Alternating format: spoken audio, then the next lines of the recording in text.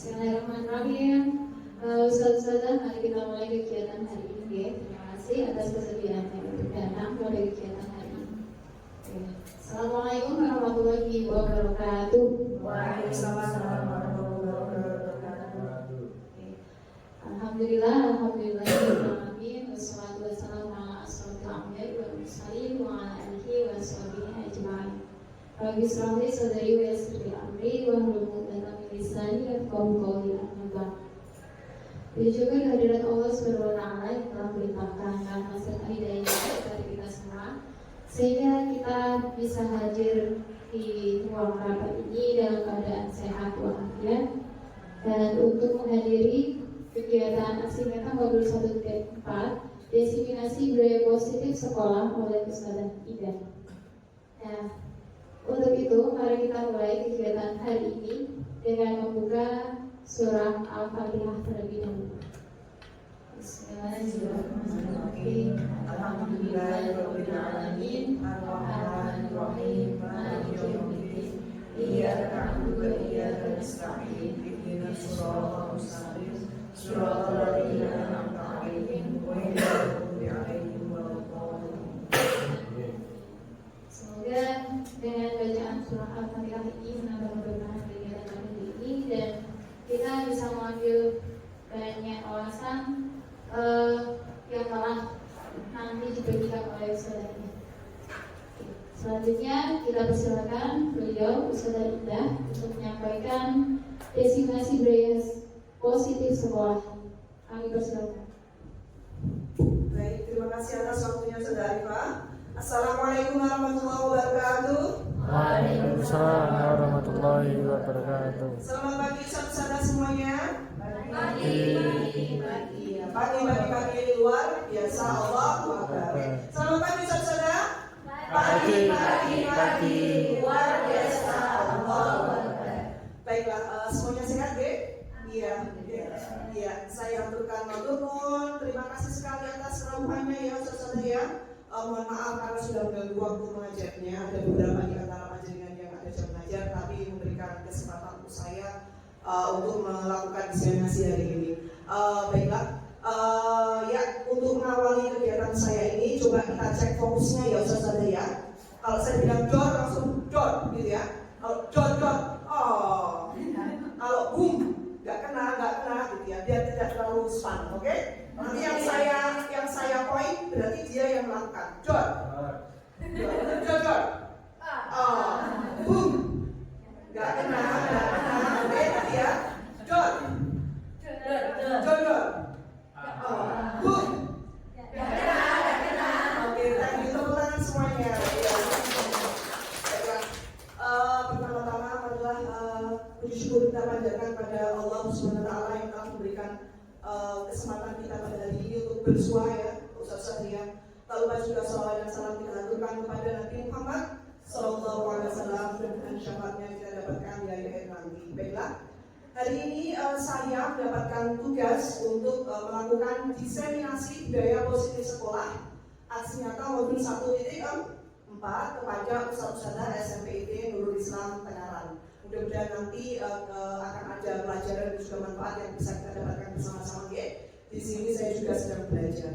Baik, akan saya utarakan apa saja.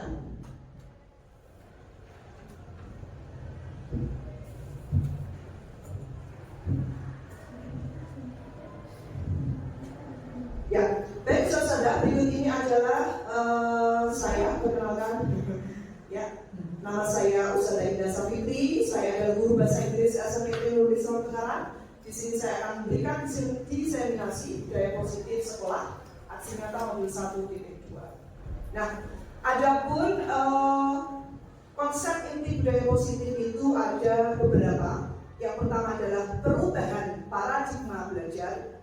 Yang kedua adalah disiplin positif. Yang ketiga adalah kebutuhan dasar manusia. Yang keempat adalah motivasi perilaku manusia. Yang kelima adalah posisi kontrol restitusi. Yang keenam keyakinan kelas. Dan yang terakhir adalah segitiga restitusi. Nah, baik, selanjutnya. Baiklah, ada apa ini saudara? Kegiatan tangan mengepal. Oke. Iya. Yang pertama kita akan belajar tentang perubahan paradigma. Nah, kegiatan kepalang tangan. Nah, sekarang coba semuanya berpasangan. Ada pasangan masing-masing ya? Ya, cukup saya kira. Silakan yang satu mengepalkan tangan, yang satu berusaha untuk membuka kepalang tangan temannya. Ya, silakan. Satu, ketika saya ikut go, langsung 1, 2, 3, go. Yang satu mengambil, yang satu berusaha mempertahankan kepalang tangannya. Ya, silakan. Iya, silakan berusaha membukanya. Iya. Iya, memang susah sekali. Baik. Oke, ada yang membuka, ada yang menutup, sudah siap? Baik. Ya. Apakah Anda semuanya saudara di sini ada yang membuka kepalang tangan? Ada? Ada siapa yang membuka? Mbak Naja. Ya, Mbak Naja, kenapa membuka kepalang tangan Mbak Naja? Karena Mbak Naja membiarkan memang yang membiarkan atau memang dibuka usaha Wida? Dibuka. Dengan rela. Oh, dengan kekuatan usaha Wida. Oke, berarti dipaksa memang membuka. Yang lain tetap terkepal. Kenapa kok terkepal ini? Kenapa? Oh, tentang mempertahankan begitu saudara kita. Kalau Mas Bima sama Mas Priyono sama Mas Iwan, kenapa Pak Iwan? Ya, nggak bisa. Kenapa tadi tetap mempertahankan? Ya memang tidak mau dibuka begitu ya. Iya, begitu ya. Jadi memang seperti itu teorinya. Siapa sesungguhnya yang memiliki kontrol, saudara? Kita sendiri. Kita mau membuka atau menutup atau tetap mempertahankan atau tidak. Orang lain bisa mengontrol kita enggak? Tidak bisa. Ya, baiklah. Nah, beginilah yang dinamakan perubahan paradigma, ya. Jadi memang kita sendiri yang mempunyai kontrol, ya. Apakah bisa menutup atau membuka tangan kita masing-masing.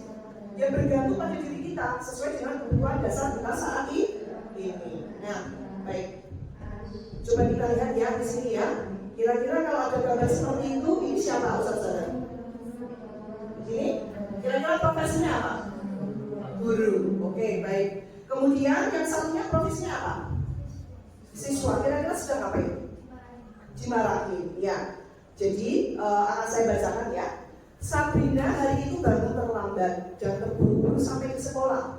Dia akhirnya sampai di gerbang sekolah, tapi baru sadar kalau tidak memakai sepatu hitam seperti yang tertera di peraturan. Nah, di depan pintu kelas, Pak Firman itu memperhatikan sepatu Sabrina yang berwarna coklat atau putih. Sabrina berusaha menjelaskan bahwa dia terburu-buru dan salah mengenakan sepatu. Nah, kira-kira tanggapan Pak Firman apa kalau dia dari gambarnya itu?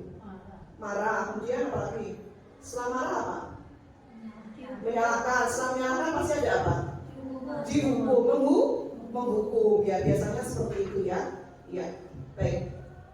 Apa peraturan sekolah tentang seragam warna sepatu? Dia tanya itu sama Sabrina. Sepatu warna hitam Pak, loh. Kenapa kamu pakai warna putih? Maaf Pak, saya terburu-buru dan salah mengenakan sepatu. Ya sudah, balik lagi ke rumah. Saya tidak mau tahu, pokoknya sepatu harus hitam. Ya, tapi Pak, rumah saya jauh sekali. Ya sudah, kamu sudah melanggar peraturan sekolah. Kamu salah, sudah terlambat.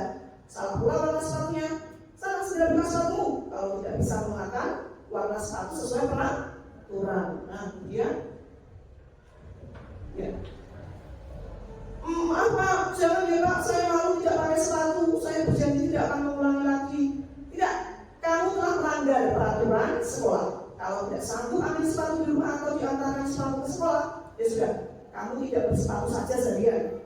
Ya, sekarang copot sepatu dan silakan belajar tanpa sepatu seharian. Nah, akhirnya Sabrina sedih dengan berat hati copot sepatunya dan memberikan kepada Pak Firman. Nah, seharian dia tidak berani pilih sekolah karena malu dan lebih banyak berdiam diri di kelas, ya, tanpa alas sepatu. Nah, baik, sekarang yang kedua, itu dia tadi dihukum. Nah, sekarang anjing Marwan.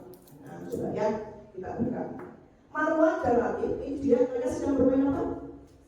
Bermain di depan pesantren, bermain sepak bola. Nah, jadi Marwan dan Latif sedang bermain bersama di lapangan sepak bola. Nah, tiba-tiba terlibat dalam sebuah pertengkaran adu mulut. Nah, Latif pun jadi emosi dan mengadakan kontak fisik dan biasa anak. terapi itu seperti yang ada di sekitar kita.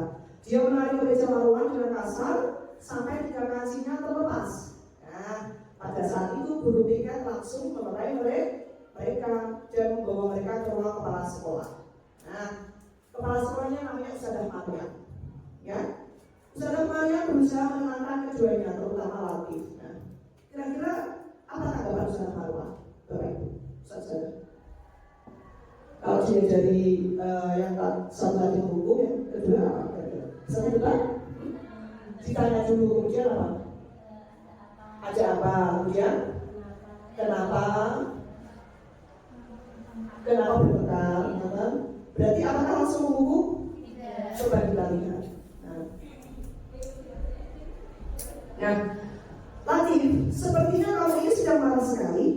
Saya kesal Bu, Marwan tadi bermain gak serius. Saya disenggol terus, ya sudah saya baru saja.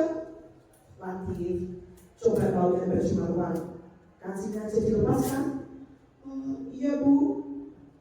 Latif, membuat kesalahan adalah hal yang manusiawi. Dan bahwa mempertahankan diri adalah hal yang penting. Namun, coba kamu pikirkan cara yang lebih efektif selain harus membalas dan membuat kancing baju Marwan rusak. Selanjutnya, baik Bu, apakah kamu ingat dengan keyakinan sekolah yang disepakati? Ingat Bu? Nah, baiklah, keyakinan mana yang saat ini tidak kamu lakukan? Nilai keselamatan apa Bu?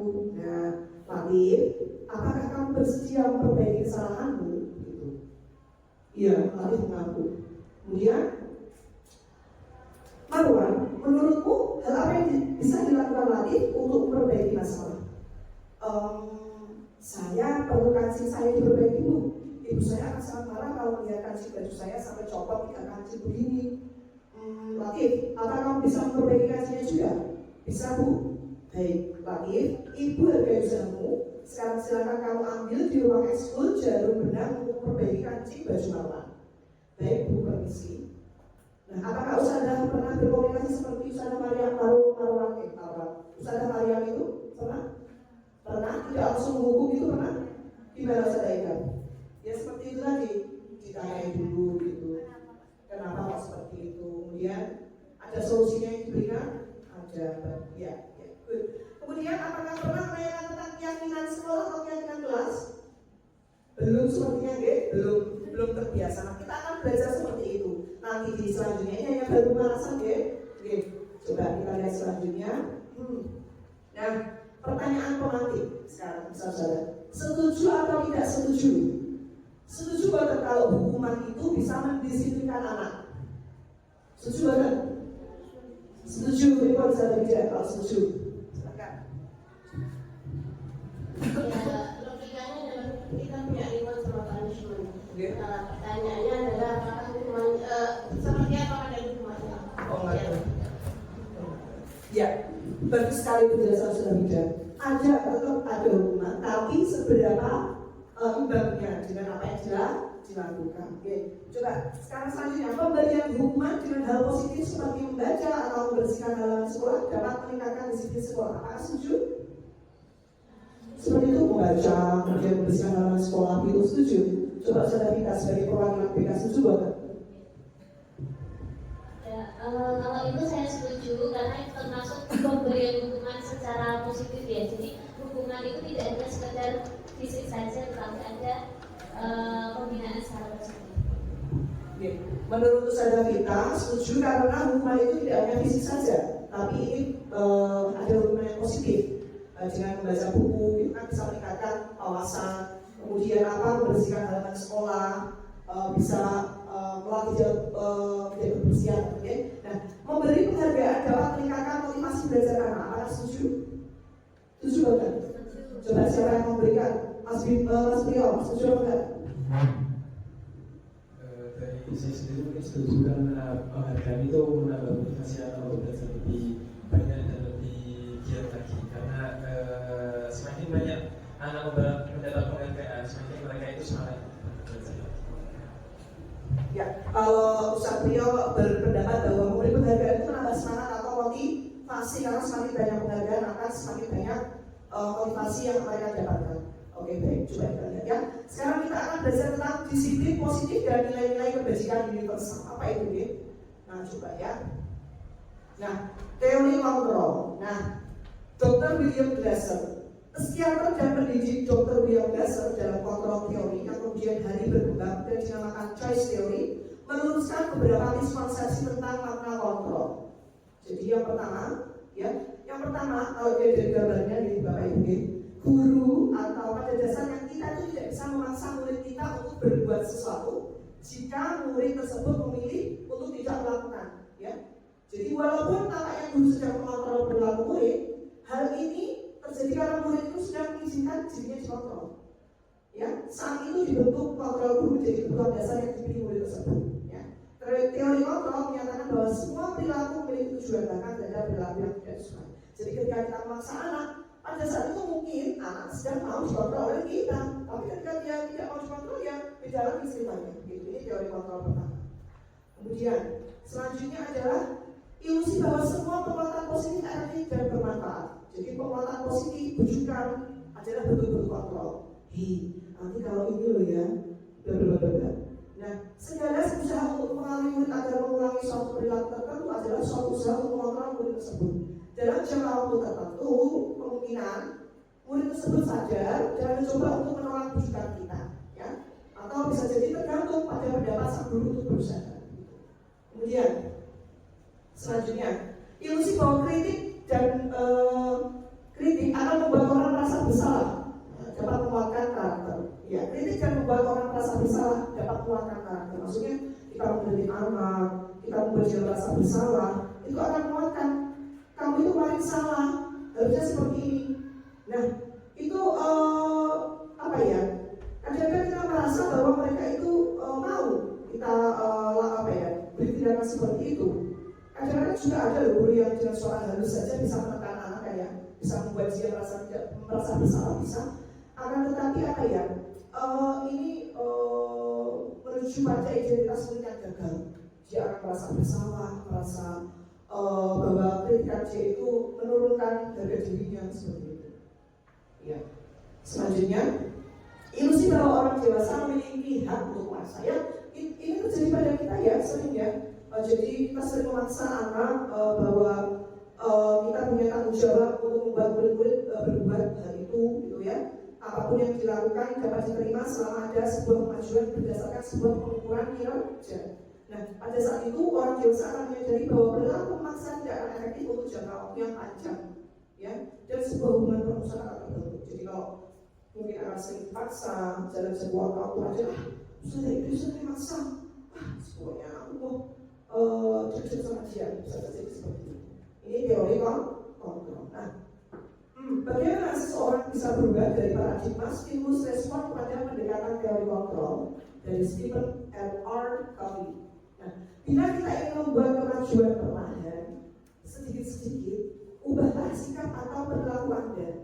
Namun bila kita ingin memperbaiki cara-cara utama kita, maka kita perlu mengubah kerangka acuan kita. Ubahlah bagaimana Anda melihat dunia, bagaimana Anda berpikir tentang manusia. Ubahlah paradigma Anda, skema pemahaman dan penjelasan aspek-aspek tertentu tentang realitas. Maksudnya begini, jika kita ingin mengubah anak didik kita, maka kita sebagai pendidik atau guru sudah harus merubah perilaku dan paradigma kita. Bagaimana Ustaz? Kita akan bahas selanjutnya. Ini baru pemahaman. Nanti akan kita lakukan diskusi, Ustaz coba. Nah, ya, perubahan paradigma stimulus respon, teori kontrol atau teori pilihan. Siapa sesungguhnya yang memiliki kontrol? Nah, coba semuanya kita resapi bersama-sama ya Ustaz ya. Ya, silakan bisa dibaca, kelihatan ya. Jadi stimulus respon. Kita mencoba mengubah orang agar berpandangan sama dengan kita. Kalau teori kontrol, kita berusaha memahami pandangan orang lain tentang dunia, ya. Jadi kita yang satu berusaha mengubah, yang satu kita memahami pandangan orang lain yang berbeda.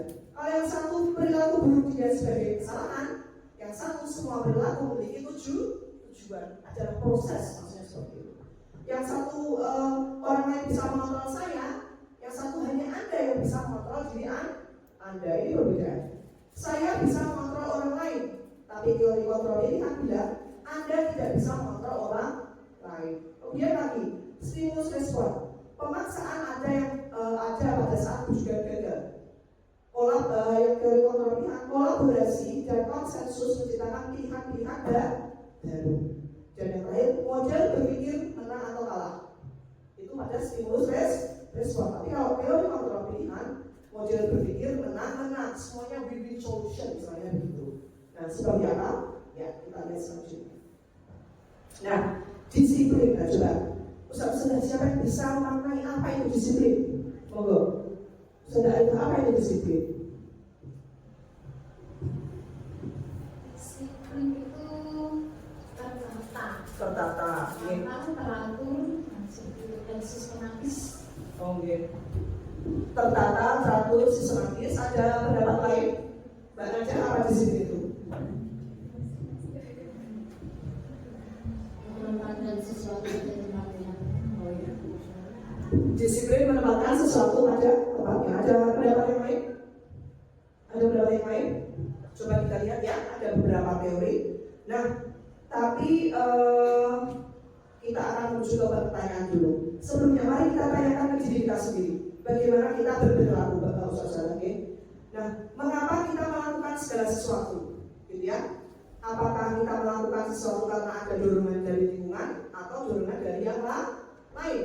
Ya, coba sekarang saya mau tanya, Ustazah Eni, saya mau tanya, panjenengan datang tepat waktu itu ke sekolah, alasannya kenapa? Karena pertama tata tertib di sini. Kemudian yang kedua, karena saya harus amanat, karena ini amanat gitu. Jadi kalau sudah amanat maka bagaimana mungkin kita harus menjalankan amanat kita, yaitu disiplin tepat waktu. Ya, Ustazah Eni berpendapat bahwa kenapa dia datang tepat waktu, ya karena ini tata tertib dan karena amanah, maka saya harus menjalankan amanah. Kalau Pak Iwan Bimon, kenapa datang tepat waktu? Karena kita memang ini jadi contoh selagi salah satunya, dan yang lain ketika kita datang tepat waktu kita berikan lebih. Ya, ada pendapat yang cukup bagus juga. Alasannya karena adalah kita menjadi contoh anak-anak kita. Kemudian kalau kita datang tepat waktu, jadi enak, lebih fleksibel untuk melakukan segala sesuatu. Jadi kalau terlambat nanti terburu-buru atau mungkin malah ketinggalan event tertentu gitu ya.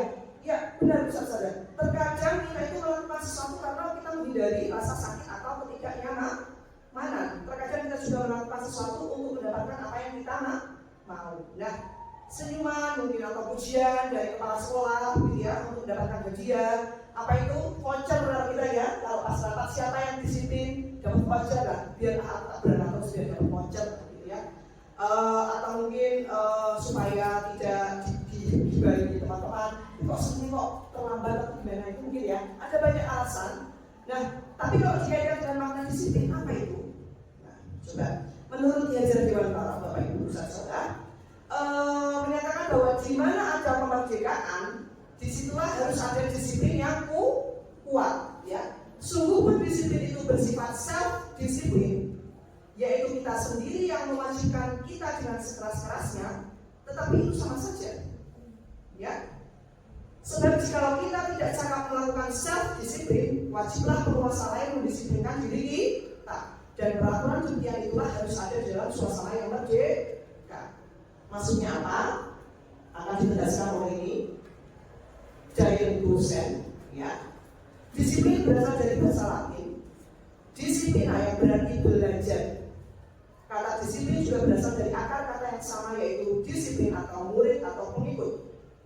Dia juga mengatakan bahwa disiplin juga berkonotasi dengan disiplin diri siswa. Disiplin diri dapat membuat seseorang menggali semua potensi dirinya untuk mencapai suatu tujuan, sesuatu yang dihargai dan dimaknai. Nah, apa itu? Jadi begini, dapat disimpulkan dari dua tokoh itu adalah disiplin positif adalah apa? menumbuhkan disiplin yang didorong apa? Dalam diri anak tanpa hukuman atau hadiah. Jadi dia tuh datang dari dirinya sendiri, bukan karena takut hukum, bukan karena hadiah. Itu makna disiplin. Ya, oke. Nah, contoh saja saya menanamkan disiplin positif dalam bidang saya, karena saya koordinator bahasa. Saya ingin menciptakan disiplin atau kecintaan anak terhadap bahasa, dan itu menjadi kebiasaan mereka yang berasal dari diri mereka tanpa ada hukuman, tanpa ada hadiah, yaitu apa, menanamkan kebiasaan disiplin bahasa kepada para siswa ketika datang ke sekolah dengan melakukan password of the day, sehingga tercipta kecintaan. Coba kita lihat seperti apa.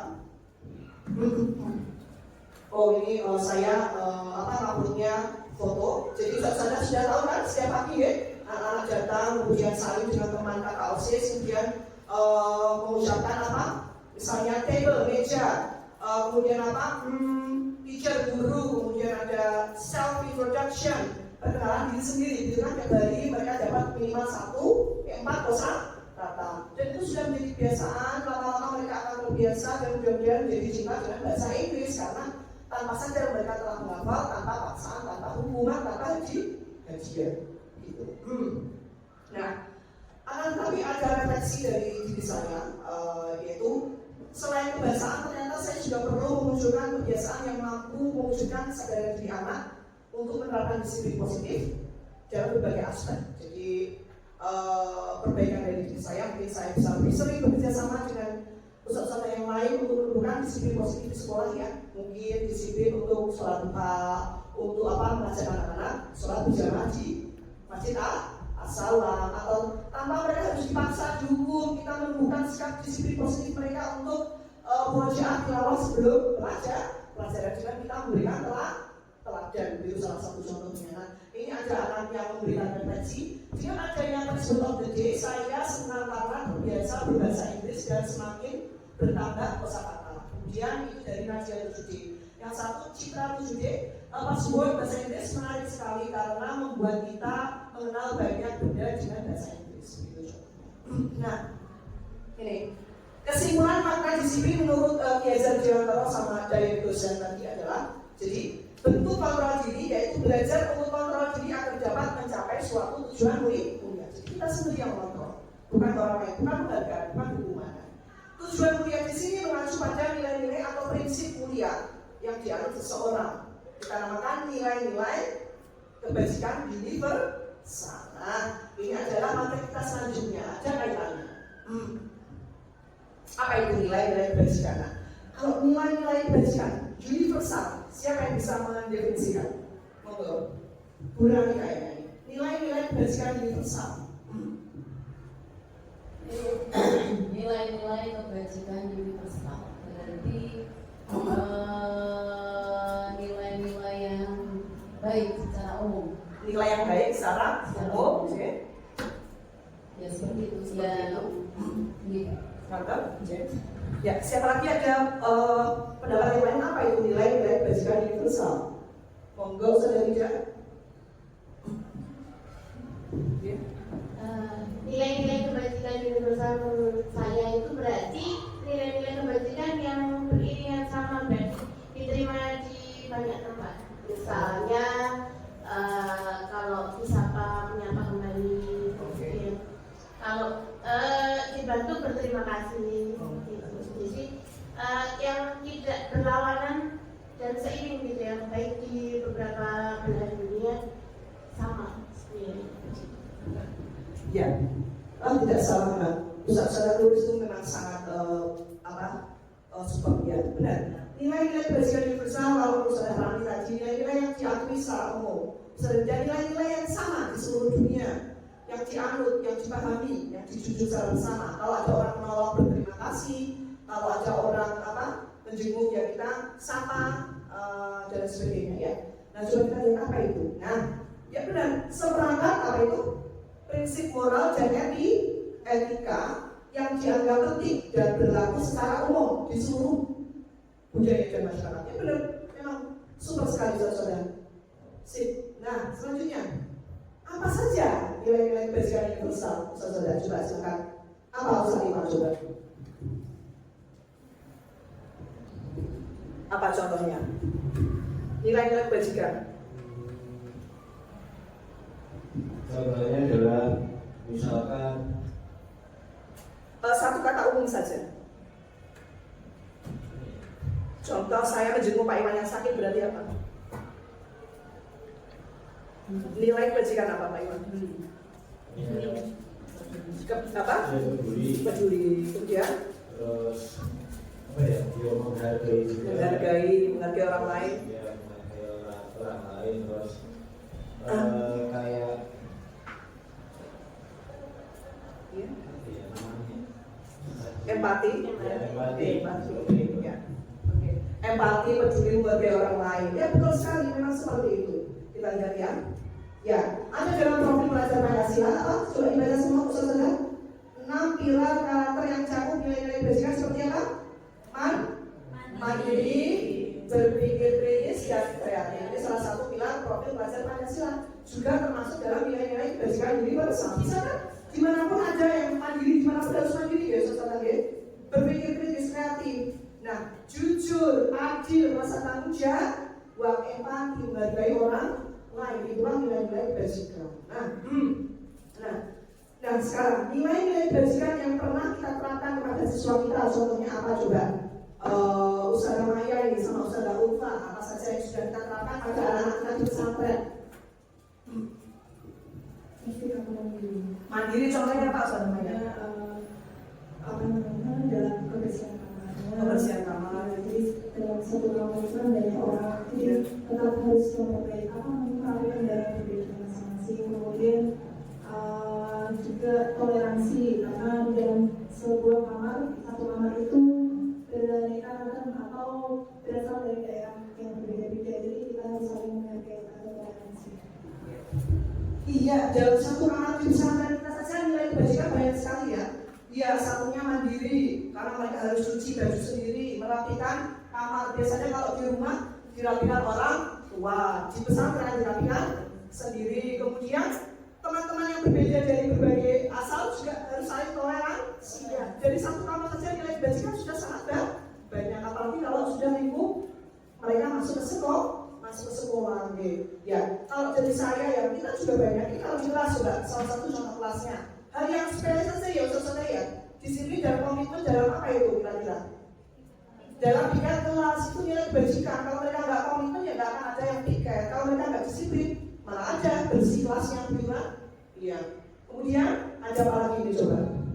Itu contoh kecil saja. Peduli sama teman, empati ketika apa dia sakit. Sering kan terjadi pada anak kita? Iya, kalau sakit karena klinik kita ada satu ibu sekolah, diantarlah ke klinik bersama teman-temannya. Ini adalah bentuk nilai kebajikan empati ya. Baik. Ya, refleksi diri saya dan anak serta perbaikan ke depan. Nah, kalau saya berefleksi diri untuk menanamkan nilai kebajikan itu, kalau saya perlunya kedekatan lebih dekat dengan anak. Ya, supaya apa?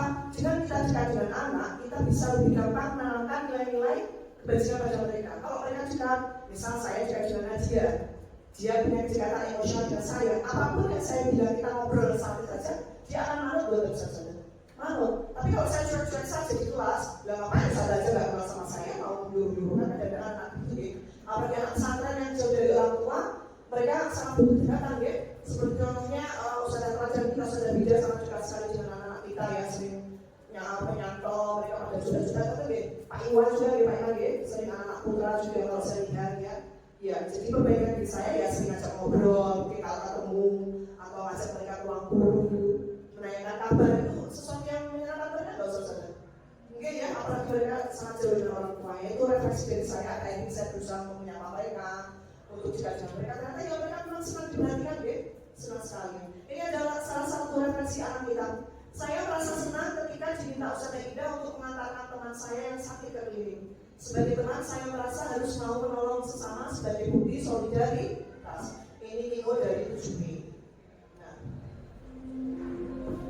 ya, ternyata seperti itu ya Ustazah ya. Hal yang seperti itu yang diinginkan anak-anak kita ya sebagai Ustazah. Supaya kita lihat eksplorasi konsep pembelajaran yang ketiga.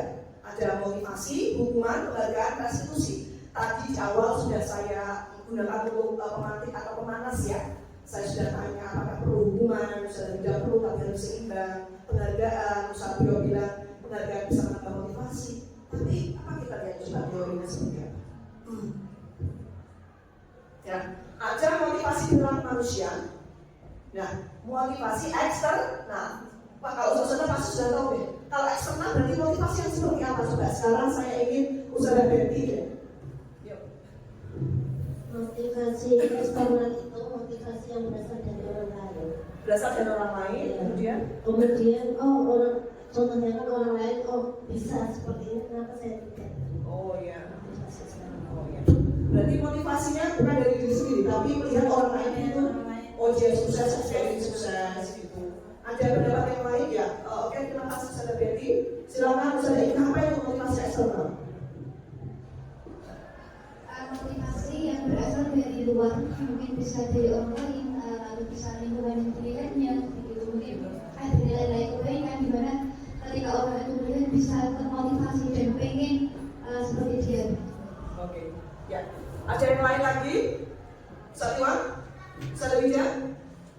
Buatan, nah coba kita lihat ya, ini ya, untuk menghindari hukuman atau ketidaknyamanan. Nah, sebenarnya dimaksud seperti itu, tapi tadi terima kasih. Ya memang dari lingkungan sekitar, dari orang lain, untuk menghindari ketidaknyamanan. Apa itu?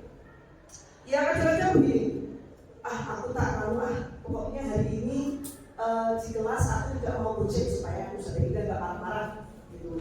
Kemudian apa? Panjenengan semua datang supaya nanti dapat voucher gitu kan, atau datang tepat waktu supaya dipuji Ustazah Yanti gitu kan. Motivasinya itu untuk menghindari ketidaknyamanan. Dia tidak berasal dari diri sendiri, tapi dari alasan-alasan lain gitu. Dan coba ketika tidak ada hukuman, tidak ada penghargaan, kira-kira kalau dia tetap tergantung pada motivasi eksternal, dia tetap di situ nggak? Ustaz? Tergantung yang percaya. Oke?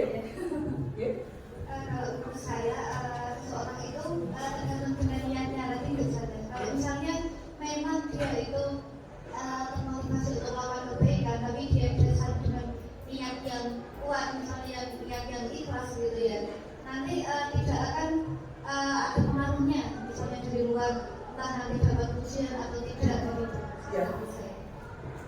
Wah, ini malah sudah dijelaskan Ustazah Ika ini. Motivasi yang dari dalam, kalau mau ada hukuman atau penghargaan yang lain, adapun sudah tidak akan bermasalah karena dia punya niat dari dalam sendiri. Itu ada sendiri Ustazah Ika, kita lihat ya. Jadi motivasi eksternal itu berasal dari luar.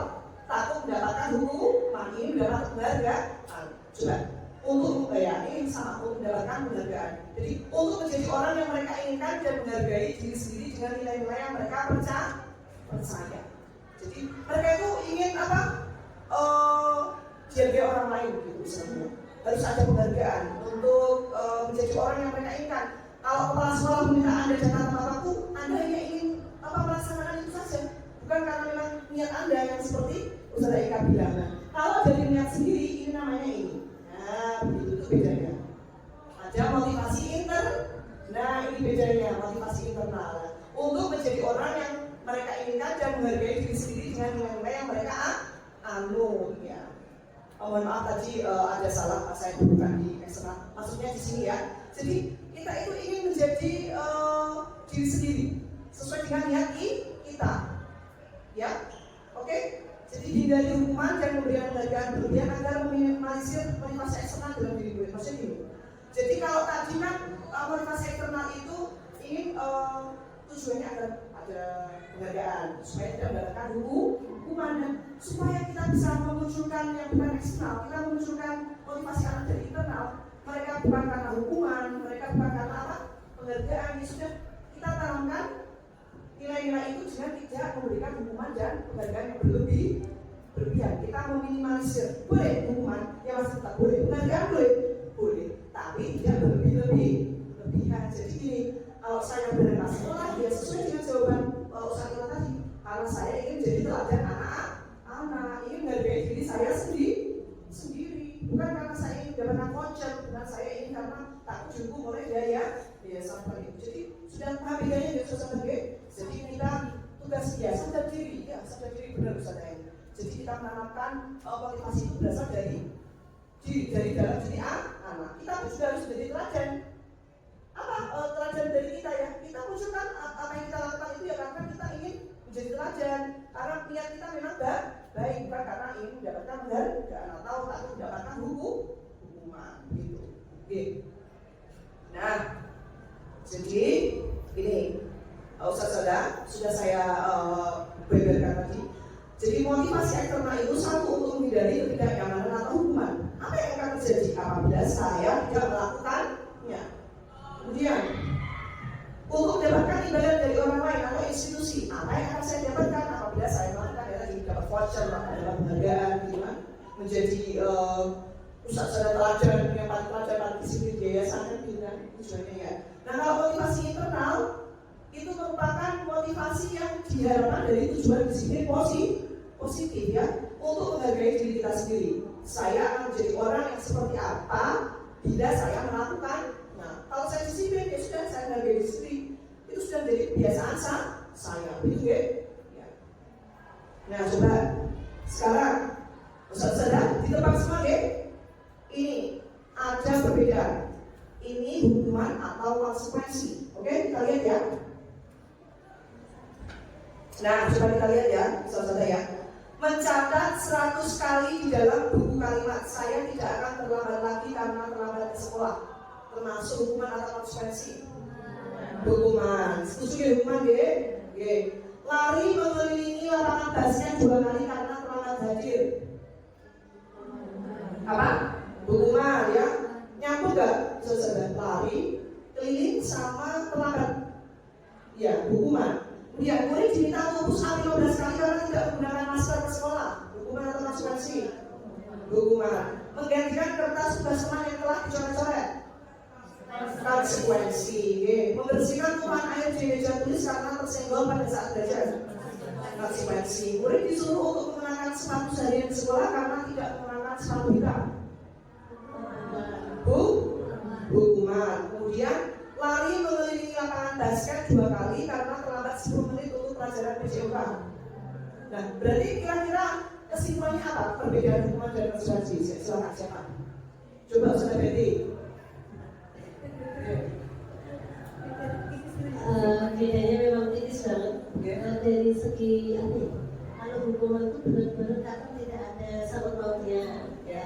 Kalau konsekuensi itu ada sangkut pautnya, imbas dari apa yang pernah diperbuat. Super awesome banget. Ya memang, ya Allah, saudara sini memang yang super. Ya setuju, kata. Kalau kata saudara Betty itu kalau konsekuensi itu masih ada sangkut pautnya dengan apa yang dia perbuat. Nyoret-nyoret kelas ya disuruh mengecat di dinding, kemudian menumpahkan air ya sudah suruh ada hubungan deh. Tapi kalau nggak bawa sepatu disuruh lari itu ada hubungannya nggak? Berarti kalau nggak bawa sepatu hukumannya apa? Saudara? Mungkin apa? Disuruh apa? Istighfar mungkin ya, kemudian berjanji tidak akan mengulangi dan boleh mungkin memakai segala sesuatu yang ada saja daripada apa? Daripada tidak memakai sama sekali kan ya. Tapi berjanji dan kali tidak diulangi itu seperti itu ya. Ya, jadi sudah jelas ya, hukuman tidak ada kaitannya. Kalau konsekuensi, ya konsekuensi atas apa yang dia perbuat masih ada sangkut pautnya. Terima kasih sudah Betty. Ya, perbedaan hukuman dan konsekuensi itu saudara. Jadi hukuman sesuatu yang menyakitkan harus terjadi. Lari 12 kali di lapangan, nggak usah pakai sepatu, kan sakit ya nanti ya. Ya, saudara. Biasanya sama anak-anak. Kalau konsekuensi ya sesuatu harus terjadi. Kalau kamu sudah mencoret-coret ya sudah dicat. Kansi malam tak dilepas ya sudah dijat. Jadi solusinya kan itu kan nyambung ya. Iya. Terus yang kedua hukuman membuat anak itu sakit fisik, hati untuk jangka yang waktu yang lama. Ada yang bisa tidak berusaha sendiri. Aku biar pelajaran bahasa Inggris paling sengit kalau saya tidak pernah ya. Aku harus tahuan nulis satu buku gara-gara PR. Sengitnya tuh sampai di sini. Sampai sebel kayak kalau guru kayak akan keluar tak boleh atau gitu lagi. Misalnya seperti itu ya. Iya. Tapi kalau konsekuensi membuat anak merasa tidak nyaman dalam jangka waktu waktu kan? Kok tetap ngecek kok tetap mau kok jadi sama dia udah mau kok. Maksudnya nggak kenapa tadi besar suaranya gitu kan? Itu maksudnya saya mau memberikan gambaran seperti itu. Kemudian hukuman anak membenci kedisiplinan, semuanya hukuman gitu. Kalau konsekuensi dia tahu apa yang dia berbuat, dia harus ada konsekuensi, maka dia menghargai disiplin. Kemudian hukuman bersifat paksaan. Kalau konsekuensi yang pasti mulus tanggapan. Kalau hukuman lagi mendorong anak menyakiti diri sendiri, kalau konsekuensi mendorong anak agar mudah menyesuaikan diri. Ya, hukuman konsepnya buruk. Aku kira apa yang benar ya sebelum ini loh, sampai lupa nggak bawa sepatu aja, nggak boleh bawa sepatu, sampai aku malu, apa aku sedih ini? Kadang-kadang anak itu kan ya, anak-anak itu kan berpikirnya kayak gitu loh ya, masih belum bisa berpikir dewasa mereka kan? Iya. Tapi kalau konsekuensi, mereka punya konsep yang baik ya. Tadi saya sudah menumpahkan air, ya sudah, memang saya itu tanggung jawab saya. Jadi terbiasa gitu kalau berbuat ya harus bertanggung jawab gitu ya. Ya jadi kalau hukuman juga kadang-kadang anak sering ya menyembunyikan salah ditanya, benar kamu tadi ngetek? Enggak, yang ngetek itu tadi dia kok, saya dipaksa kok enggak? Itu malah bukan bersandiwara gitu ya. Iya, tapi kalau konsekuensi anak belajar untuk mematuhi peraturan. Ya, terus kemudian lagi kalau hukuman marah, rasa bersalah, dipermalukan, merasa tidak dihargai. Tapi kalau konsekuensi kehilangan hak, dibuat tidak nyaman, diasingkan untuk sementara. Gitu. Jadi lebih soft ya konsekuensi gitu. Ya. Itu gambaran kita. Gitu. Nah, ini bedanya lagi dengan restitusi. Apa itu? Ada yang lebih baik lagi ternyata. Ada restitusi. Kalau hukuman sesuatu yang menyakitkan dan sebagainya, sesuatu yang bisa jadi. Kalau restitusi merupakan pilihan. Ada pilihan ternyata. Kamu maunya seperti apa? Begitu. Tidak kita yang ngasih konsekuensi, tapi kamu maunya seperti apa? Kalau ngasih baju marwah itu lepas, kamu maunya seperti apa untuk menggantikan seperti itu? Kalau dirinya dicoret-coret, kamu maunya apa? Itu ada pilihan. Kemudian mengeluarkan untuk murid dan jangka waktu panjang. Ada kata-kata sebenarnya waktu anak bayi. Gitu. Nanti kita akan bahas di belakang.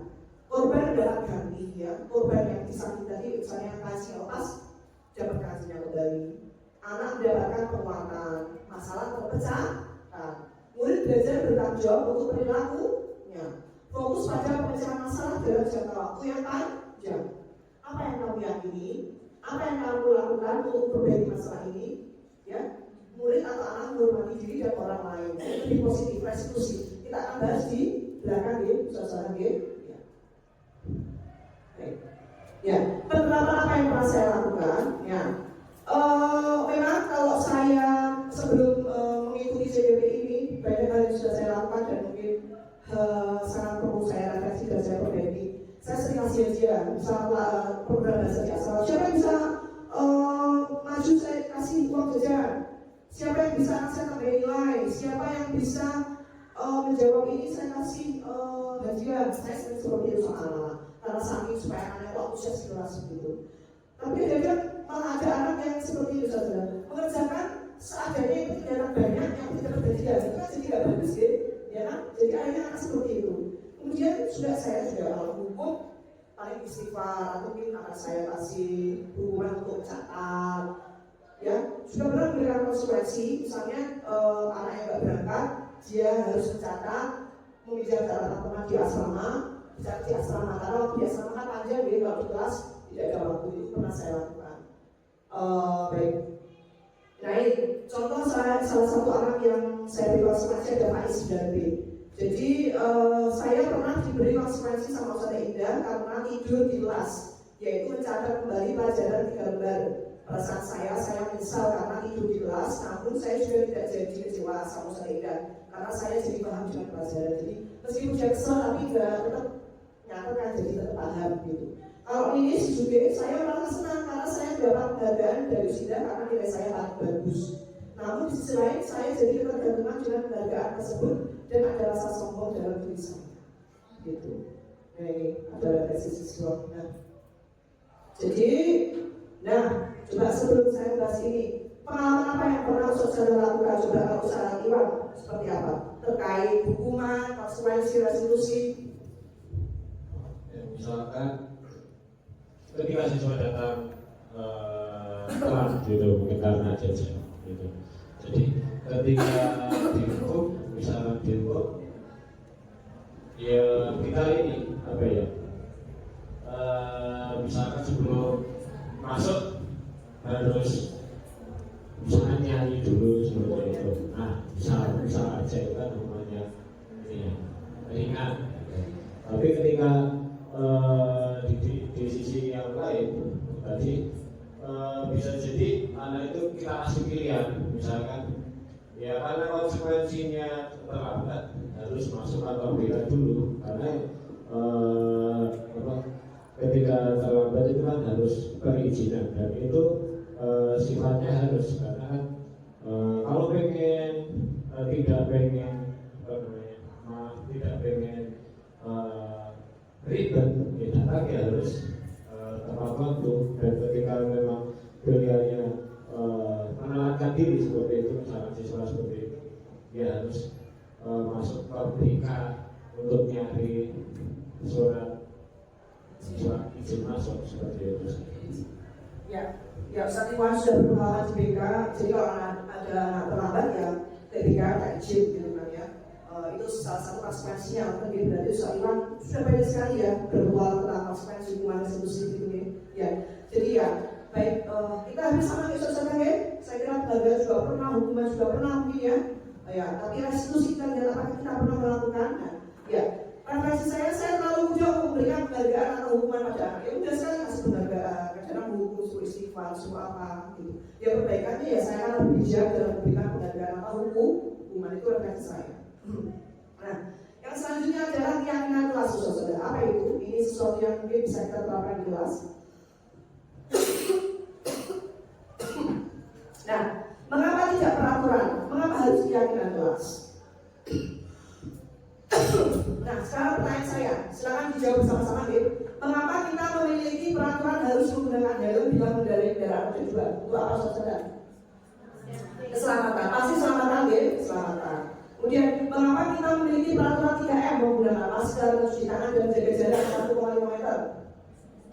Kesehatan, safety ya. Mengapa kita memiliki peraturan harus datang tepat waktu pada saat mengikuti pelatihan? Apa? Efektivitas waktu, kemudian disiplin ya. Oke. Jadi untuk mendukung motivasi intrinsik kembali ke nilai-nilai keyakinan-keyakinan untuk lebih menggerakkan seseorang dibandingkan mengikuti serangkaian peraturan. Jadi nilai-nilai itu yang kita tanamkan, bukan peraturan. Bagaimana hubungannya dengan keyakinan kelas kita lihat ini. Nah, ini pengalaman saya membuat keyakinan kelas dengan kelas SUE. Sekarang saya lagi kelas SUE. Saya dan siswa membuat keyakinan kelas. Yang pertama, berdiskusi tentang peraturan. Ya, peraturan apa saja yang ada. Nanti akan kita bahas selanjutnya. Ini jawaban kelas saya. Selanjutnya, menyusun peraturan menjadi keyakinan. Seperti apa toh nanti. Selanjutnya adalah menempelkan keyakinan kelas di kelas. Coba kita lihat contohnya seperti ini. Nah, bagaimana pembentukan keyakinan kelas? Salah satunya lebih abstrak daripada peraturan. Jadi kata-katanya lebih abstrak, lebih universal. Ya. Dibuat dalam bentuk positif. Kalau peraturan jangan mencontek.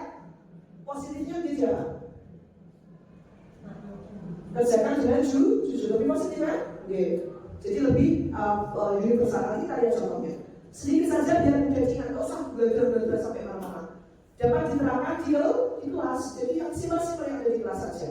Terus kita bisa meninjau kembali dari waktu ke waktu kalau diperlukan yang lain atau perlu dikurangi. Kemudian semua warga kelas ikut berkontribusi. Jadi tidak hanya anak nomor 1 ini ya, nomor 2 ini ya, nomor 3 ya, enggak. Tapi menurutmu dia apa yo? Ya ada lagi pendapat yang lain. Jadi semua berkontribusi. Coba kita lihat contoh. Nah ini kita lihat ya saudara ya. Yang pertama, jangan berbuat gaduh ketika guru menjelaskan. Kalimat positifnya menjadi apa? Menjaga derajat guru. Lebih bagus kan? Ya, kemudian jangan lupa membawa buku sesuai jadwal. Jadi selalu membawa buku sesuai jadwal. Jangan mengotori kelas. Jadi selalu menjaga kebersihan kelas. Jangan lupa piket kelas. Melaksanakan piket sesuai jadwal. Tidak boleh tidur di kelas. Aktif di kelas. Jangan lupa belajar malam. Rajin belajar malam hari. Jangan lupa membayar kas. Membawa kas kelas secara teratur. Kemudian tidak boleh berkata bohong selalu berkata jujur, lebih ke positif. Jadi peraturan itu bermakna peraturan jangan, tidak. Tapi kita ubah karena positif. Selanjutnya keyakinan kelas menjadi sangat simpel, menjadi nilai-nilai kebijakan universal. Kata-katanya lebih abstrak, lebih universal seperti ini. Contoh, berbuat menjaga adab, berarti salah satunya nilainya apa? Menghormati orang lain. Kemudian membawa buku sesuai jadwal, masuk mana saudara? Disiplin. Kemudian jangan mengotori kelas, selalu menjaga kebersihan kelas, masuk ke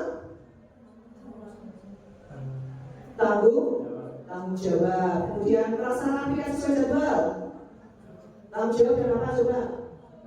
Komitmen. Akhir jelas. Komitmen. Kemudian rajin belajar malam hari, disiplin. Kemudian bisa lagi tanggung jawab bisa ya, komitmen bisa ya. Dia membawa kelas secara teratur, disiplin. Kemudian selalu benar jujur. Nah, maka keyakinan kelas cukup ini saja yang taruh di ruang kelas itu seperti itu dengan keyakinan kelas. Jadi tidak perlu belajar sampai kemana-mana. Nilai-nilai saja yang kita paparkan di situ.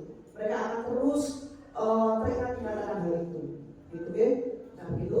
Coba saudara sudah pernah membuat keyakinan kelas? Siapa yang pernah? Silakan jujur saja. Belum pernah? Kesepakatan kelas pernah? Tapi bentuknya mirip seperti ini sekarang ini. Ya seperti apa coba kalau pernah saudara? Kesepakatan kelas itu misalnya kalau kelas saya ya, ketika misal sepakat untuk kalau misalnya menentuk maka dia akan berdiri beberapa detik, kemudian setelah mengambil ukuran duduk tadi seperti itu. Ya, jadi kalimatnya masih panjang ya. Jika ngantuk bisa duduk, bisa berdiri kembali, nanti duduk lagi gitu ya. Ya, nanti bisa diterapkan ya saudara ya.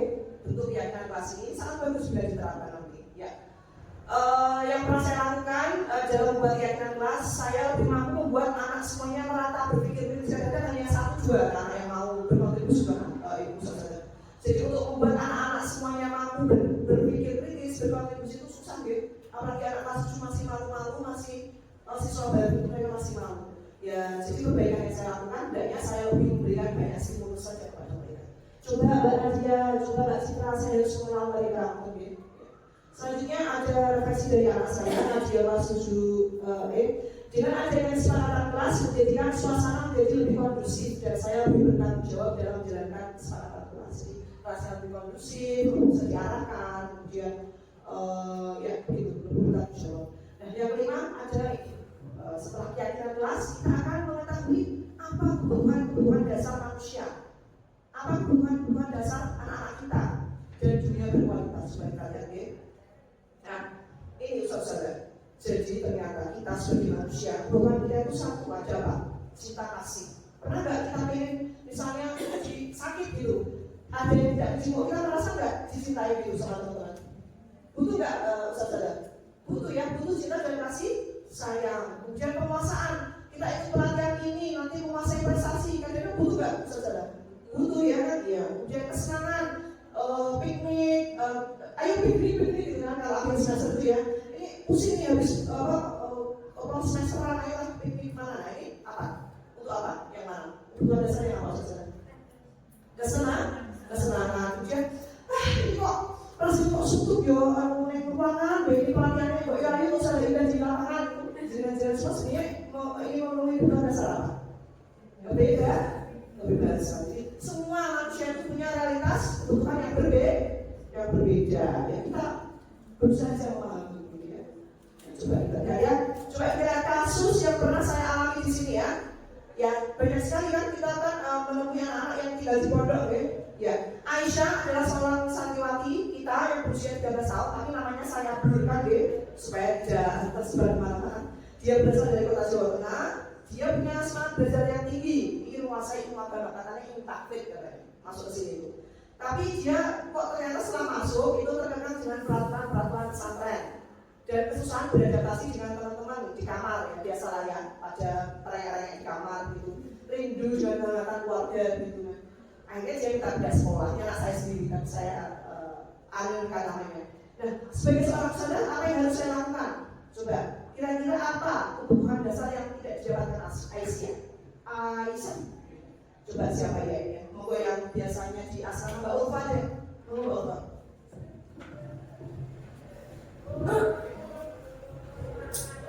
Mungkin yang pertama saya memberi motivasi, kemudian memberikan kasih sayang juga, sedangkan anak-anak jauh dari orang tua juga gitu. Jadi kalau yang masih kelas 7 yang awal itu biasanya mereka masih sering nangis dan minta dipeluk biasanya. Kira-kira kebutuhan dasar apa yang tidak didapatkan Aisyah ini, Ustazah Ulfa? Dia mereka yang ingin pulang, kemudian rindu kasih sayang orang tua, susah beradaptasi, peraturannya ketat. Kira-kira apa? Kebutuhan dasarnya tadi ada hidup, penguasaan, kebebasan, ya. Apakah ada cinta dan kasih sayang? Ada. Kesenangan? Kesenangan ada. Oke, terima kasih. Tepuk tangan untuk Ustazah Ulfa yang sudah berpengalaman dalam menangani anak-anak di kamar di pondok, ya. Benar. Jadi Aisyah itu butuh kasih sayang, ya. Dia jauh dari orang tua, maka Ustazah Ulfa berusaha memberikan kasih sayang dan perhatikan anak-anak di kamar, gitu. Sering menyapa mereka, sering ngobrol di kamar. Maka kemudian kebebasannya, ya, mereka dari yang bebas mau ke mall, mau pergi sama ibunya naik nonton film di sini di kamar, pondok, kemudian apalagi sekolah, ya dari seperti itu ya. Jadi senang-senang mungkin happy-happy, tapi adanya cuma peraturan-peraturan aja, ya. Ya tugas kita ya untuk memberikan kebutuhan dasar itu, ya. Bagaimana kegiatan kita yang menarik, memberikan kegiatan ekstrakurikuler mungkin, ya. Kemudian yang menarik, memberikan kegiatan mereka yang bisa melupakan hal yang ada di rumah, gitu. Terima kasih Ustazah Ulfa. Nah, itu ya. Terima kasih. Berarti tadi referensi saya, kalau saya, kalau Ustazah saya ini sudah sangat jago dalam berefleksi, berhubungan dengan anak-anak, terutama memenuhi kebutuhan dasar mereka. Kalau saya belum sepenuhnya memahami dan memenuhi kebutuhan anak yang sangat beragam, Ustazah. Sehingga terkadang ada anak yang sedang tidak bisa belajar, tapi saya belum mengenal alasannya, karena saya cocok aja gitu. Pas pelajaran kok dia ngantuk, pas pelajaran dia lesu, saya cuma aja dan cuek gitu. Itu yang harus saya perbaiki, gitu. Jadi saya ya langsung ruang guru aja, apa ya tadi cuma pikir-pikir, oh kerjanya tidak semangat, kenapa korek alasan anak itu, kadang-kadang gitu. Ya jadi perbaikan saya, ya saya akan lebih peka terhadap kebutuhan anak, dengan lebih mengenal mereka secara personal. Kemudian sehingga saya mengetahui alasan perubahan mood itu, biar saya tahu gitu. Ini salah satu wawancara saya pada akhir tahun kemarin berusaha mengajarkan penelitian, tapi belum jadi penelitiannya dan wawancaranya sudah selesai. Jadi ini Ustazah, saya maaf, tidak ada speaker ya. Coba, Rima. Oh Yamin, oh Yamin ya, oke. Oke, gimana? Oke. Saya suka pelajaran yang pakai semua kajian, karena motivasi pelajaran terus tidak pelajaran dan bisa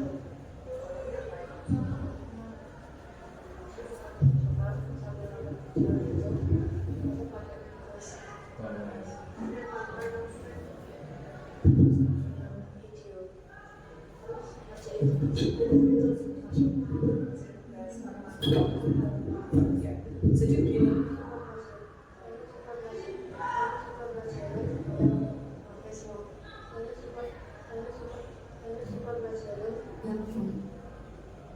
Ya, jadi intinya begini, Mbak Kaira itu lebih suka pelajaran yang memakai semua multimodal, video, visual, kemudian audio, mau ceramah pun bisa, tapi rangkaian semuanya, game juga mau, tapi tidak hanya satu itu terus. Kalau itu terus artinya bosan, ya. Melihat selama saya terus bosan, game terus juga gak paham pelajarannya, audio visual terus juga pemaparannya sudah gak tahu, jadi dia ingin bervariasi aja, sehingga lebih tertarik. Kalau pengalaman saya, dengan saya begitu kan anak-anak kelas 7 itu saya lihat ya, perubahannya dari kelas 7 yang lalu itu mereka lebih antusias. Cara kalian lebih suka pelajaran di lab, suka. Meskipun mereka nggak pegang komputer dan main game itu, mereka suka melihat audio visual, melihat kehidupan bule itu seperti apa. Kalau dalam bahasa Inggris itu suka sekali. Ada nuansa yang mereka dapatkan. Jadi kelebihannya seperti itu kalau bervariasi. Jadi salah satu usaha saya untuk mengetahui kebutuhan mereka ya jangan mewawancarai mereka, jangan ngobrol dengan mereka. Kita perlu kita harus sering-sering melakukan refleksi terhadap pembelajaran kita. Terhadap kita juga hubungan dengan mereka. Saya tanya ini, Ustaz itu gimana ya? Yuk, kamu kalau ada saya ya, aja misalnya tapi ada misalnya juga lucu ekspresinya. Ya Ustaz minta maaf kalau Ustaz menjelang galak. Tapi jangan takut itu nggak galak kok, saya bilang gitu. Supaya mereka tidak ngajak kata, supaya tahu. Oh, ternyata ternyata nggak galak kok. Ternyata baik kok, lucu kok ternyata. Ya ternyata kalau belum kenal, maka tak sayang atau ya. Jadi anak-anak itu ternyata bagus seperti itu. Tapi kalau zaman dulu memang saya lebih cuek ke anak-anak itu ajar, memberikan kognitif. Yang penting semuanya duduk nih, bagus 90 gitu. Kalau saya dulu itu nggak pernah emosionalnya itu ternyata cuek-cuek aja gitu. Ya terserah kamu mau ngaku atau apa gitu dulu. Tapi lama-lama kok dia kasihan juga ya seperti dulu kayak gitu terus ya. Itu apa gitu ya? Hanya saya perbaiki dengan ngobrol dengan mereka. Gitu. Ya. Setelah lagi kok Pak, siapa Pak dari harus sadar. Nah, selanjutnya eksplorasi konsep kita yakni restitusi 5 posisi kontrol. Apa itu? Nah, posisi kontrol. Ini saya kasih satu kata kunci teman. Nah, kira-kira Bapak, Ibu, Ustaz itu kalau jadi guru posisinya apa? Sekarang jawab tanpa penjelasan. Ustaz Pio sebagai apa dia? Ini salah satunya ada teman yang lain bisa dijabarkan sebagai apa? Kamu Ustaz Tio dengan anaknya itu posisinya sebagai teman atau sebagai apa? Kalau jelas saya sendiri mungkin memposisikan saya sendiri sebagai teman untuk mereka, teman untuk belajar, teman untuk bicara dan lain sebagainya. Oke. Berarti kalau Ustaz Tio sebagai teman, oke. Kalau Ustaz Iwan? Ya teman ya orang tua. Ya teman ya orang tua. Oke, sudah bicara. Kalau saya rasa hampir semua guru itu dia pernah ada fase ketika dia menjadikan dirinya sebagai teman. Cuman tugas kita yang jelas dalam sebuah belajar adalah mentor. Ya. Mentor gitu ya. Mentor itu apa Ustaz? Mentor itu kan berarti dia memberi fasilitas untuk sebuah pengalaman dan pembelajaran, tapi dengan banyak variasi. Kalau guru kan logikanya ketika satu kata itu dilakukan orang langsung ini mendidik dong gitu. Sedangkan mentor itu kan bisa support, memberi contoh nanti anaknya yang bekerja. Oh gitu ya. Ya, tambah lagi orang tua teman mentor. Kemudian ada lagi sebagai kakak. Oke, Ustaz Ika. Mentor. Oke, Ustaz Arifah. Oke, sebagai apa? Saya sih ini sesuai situasi saja, sesuai apa itu masalah ketika itu terjadi. Saya jadi teman, saya juga orang tua perempuan. Bisa jadi teman, orang tua, mentor. Nah, kita lihat apa saja. Banyak. Ternyata posisinya ada bisa jadi penghubung. Oh, anak sekarang bisa KPR, awal selalu bisa. Pembuat bersama-sama, oh lah kamu ngawur ya, masuk tadi loh, kasih marah sampai ke kelas 3. Kamu ngawur nggak bilang ke orang kamu, itu salah kamu itu loh, berubah persoalan. Teman, pemantau, oh ini, nggak boleh seperti itu, ya itu pemantau. Ya, pemantau lagi. Jadi 1, 2, 3, ada satu lagi apa? Bisa diberbagi selain ini? Bukan pemantau, tapi apa? Penghubung, buat perasaan bersama, pemantau itu apa? Kontroler, coba kita lihat. Nah, coba. Nah, ada manager. Ya, ini akan saya berbagi. Ya, gimana ini? Harusnya manager. Ya.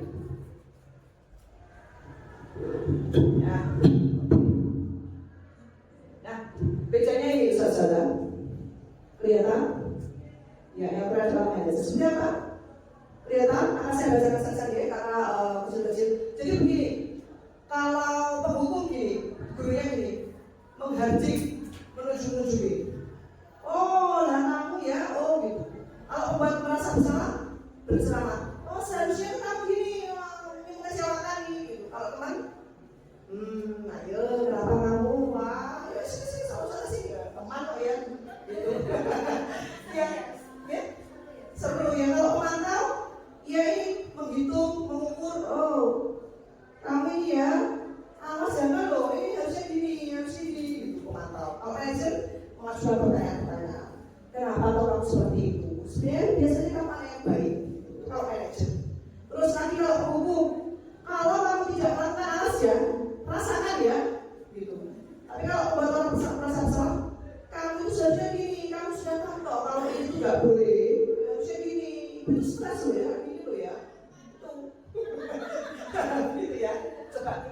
evaluasi diri, kita pernah nggak seperti itu? Kalau tadi katanya teman-teman, kita pernah nggak merasa seperti itu?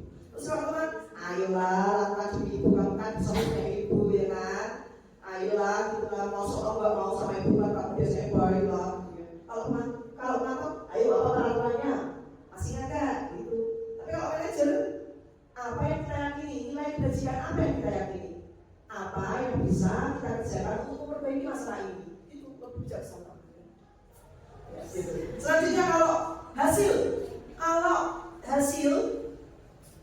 dari guru penghukum itu apa? Ya dia jadi memberontak, menyalahkan orang lain, suka berbohong. Enggak usah dah, apa sih?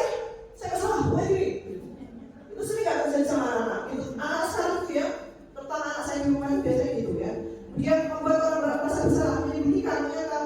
Enggak usah dah, enggak apa-apa. Saya nggak settingan kalau kita kan kebaikan anak itu permasalahan chatting dengan orang jenis kan.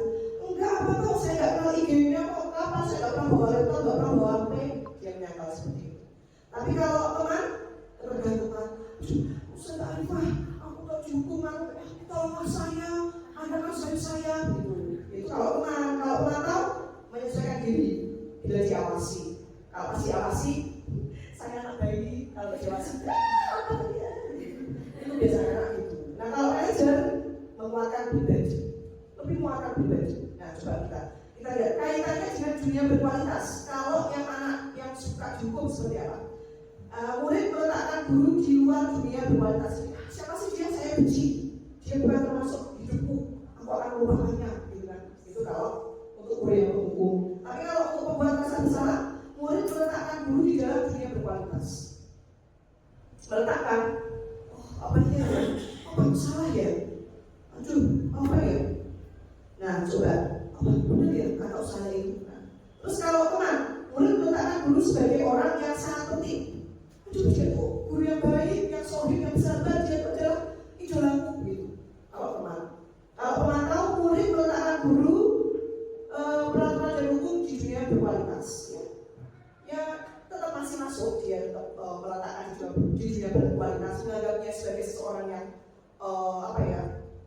something yang plus dalam hidupnya masih. Apalagi posisi manajer, murid meletakkan dirinya sebagai individu yang positif dalam dunia berkualitas ini.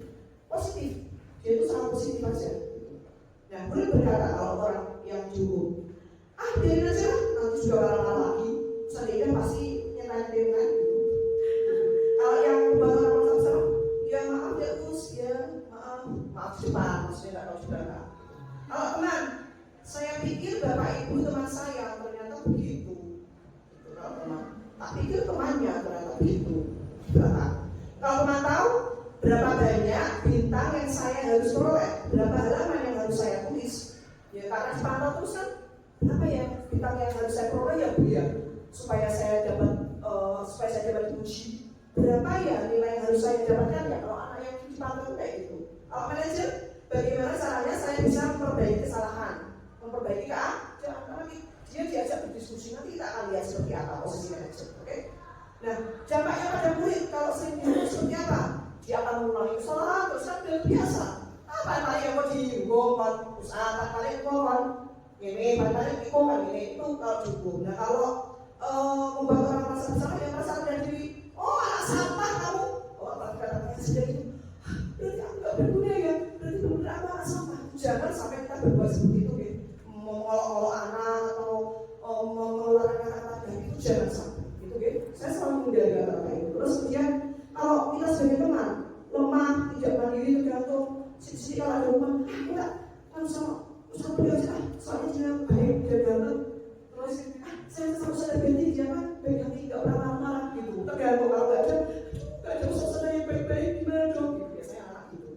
Kemudian kalau pemantau menitik beratkan pada sanksi atau hadiah. Jadi ayo sama saya tahu kalau JJ itu siapa yang mau dapat dia, mau dapat bintang. Kalau nggak dapat dia pantau. Itu kalau pemantau. Kalau manajer mengevaluasi diri bagaimana cara memperbaiki diri. Nah, posisi apa yang pernah saya lakukan? Nanti sebentar. Tapi sebelumnya kita lihat. Daripada dijawab besok lagi, ya pernyataan ini siapa yang mengatakan? Oke, siap? Saya kecewa sekali dengan kamu. Posisi apa? Membuat merasa bersalah. Kamu tidak pernah benar melakukannya. Kamu tidak pernah benar melakukannya. Lalu siapa? Penghukum. Nah, ayo lakukan demi ibu bapak. Teman. Apakah kamu mau mendapatkan stiker bintang hari ini? Mantap. Bagaimana kamu bisa menyelesaikan masalah ini? Kamu selalu yang paling terakhir. Kamu merasa yang kamu selalu yang paling terakhir, merasa bersalah? Coba kita lihat coba.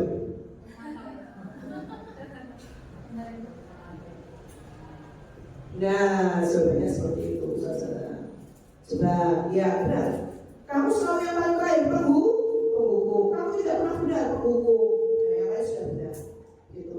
Nah, apa yang pernah saya lakukan? Ini adalah pengakuan dosa saya, saudara.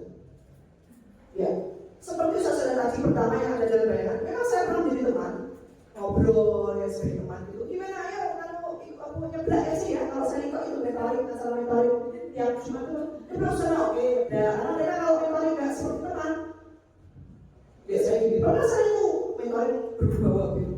Mereka nggak mau juga duduknya melingkar aja. Tapi kalau sebenarnya sudah tidak ya. Gimana kabarnya sekarang? Kamu pernah melakukan pelanggaran apa? Langsung keluar semua kalau jadi teman. Sudah Afwan kemarin saya sebenarnya itu belum tilawah. Afwan sebenarnya saya pernah jadikan. Itu kan mereka keluar. Tapi kalau saya berubah itu mereka jadi gitu. Itu saya pernah jadi teman. Kemudian ini yang sering juga ini. Penghukum. Oh, lah kamu itu biar kau tidurin. Oh, lah sama sih. Kamu istighfar 10 kali. Asli. Kau apa-apa biar orang itu ya Allah. Sering nggak saudara? Sering ya Allah. Astagfirullahaladzim. Mari kita istighfar. Astagfirullahaladzim. Ini saya loh. Ya, jadi refleksi dan perbaikan yang akan saya lakukan ya memang selama ini saya lebih menjadi penghukum kepada anak diri saya, tapi kadang juga sebagai teman. Nah untuk teman ya saya akan lebih mengambil posisi manajer dalam menghadapi anak itu dan bisa ya Pak yang menjadi orang yang bijaksana itu juga sangat perlu usaha. Ini supaya hubungannya lebih positif. Ini ada refleksi yang ada dari Hilmi itu juga pernah kan saya menghukum dia karena dia mengganggu temannya sehingga dia tidak kerasan. Tapi ternyata anak itu tidak seluruhnya dia semua. Ternyata memang saya yang salah sebagai penghukum. Jadi kita jangan setara hukum ya. Adanya kita nggak tahu latar belakangnya karena di belakangnya ada sendiri. Jika saya dihukum, saya jadi merasa kecewa dan sedih serta berharap supaya dia dari tidak dihukum. Jika kita kecewa, sedih, rasa hina, gitu ya. Ini harus diperbaiki gitu ya. Ya, jadi gimana untuk perbaikinya? Kita lihat ya. Jadi dari 5 posisi kontrol tadi sebagai teman, terus apa lagi saudara? Penghukum, pemantau, kemudian membuat orang merasa bersalah, manajer. Yang paling baik yang mana? Kita lihat. Nah, kita lihat dulu. Yang paling baik apa? Manajer ya. Kita akan berusaha jadi manajer. Tapi sebelum tahu manajer seperti apa ya kita akan ketahui ini dulu. Pembelajaran yang terakhir, segitiga restitusi. Ini pernah saya terapkan. Coba kita lihat apa itu segitiga restitusi. Nah ini ada yang segini.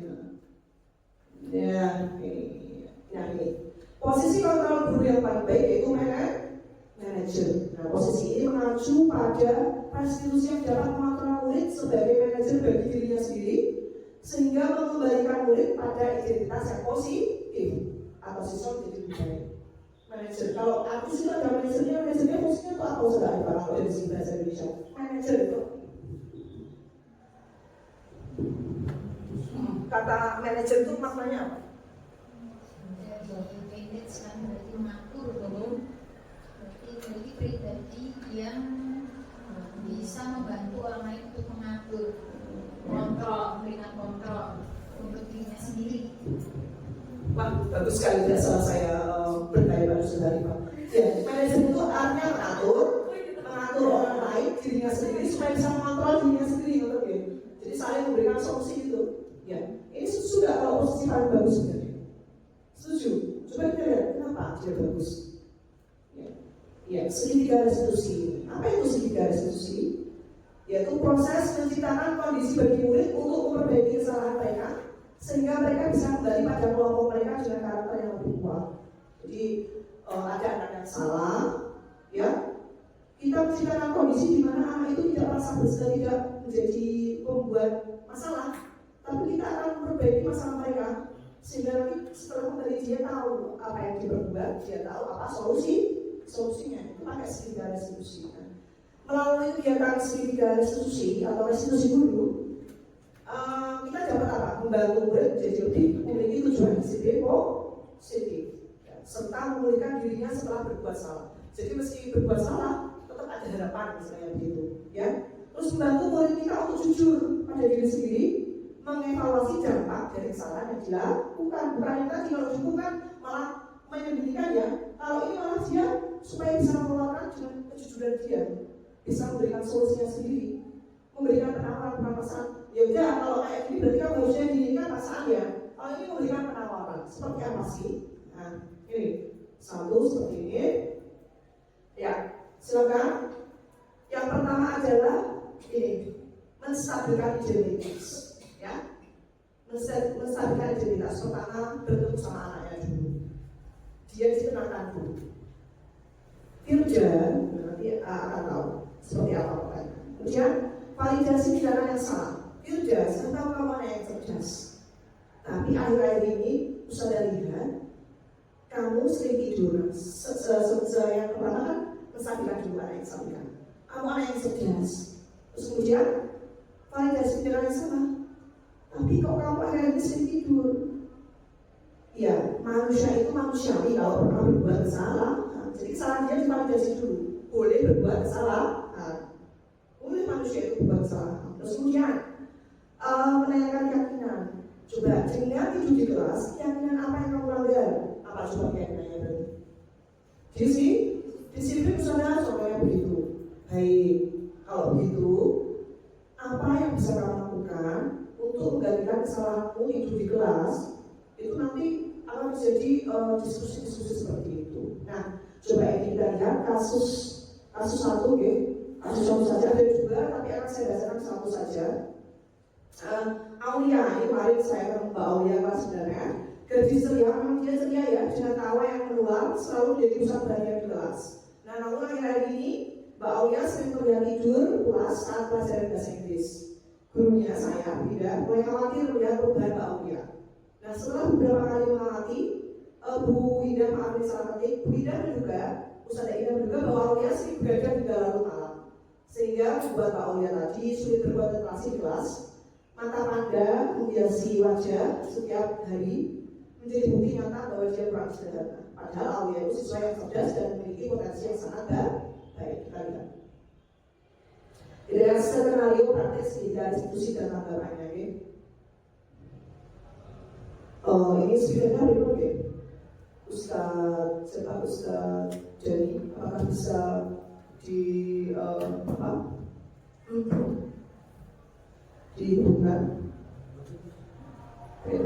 Kalau misal nggak bisa, atau mungkin ini aja, saya akan bacakan ini aja skenario-nya, ya Ustazah, ya. Saya bacakan skenario percakapan Firza aja. Oke. Baik, kita bacakan saja. Ini yang diharapkan skenario ketika kita menghadapi anak yang salah, anak yang berbuat kesalahan.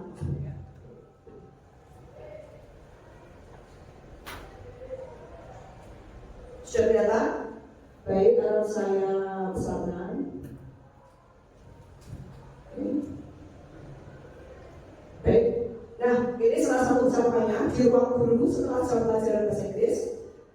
Karakternya saya dan Aulia. Aulia, boleh kita bicara sebentar? Iya Ustazah, ada apa?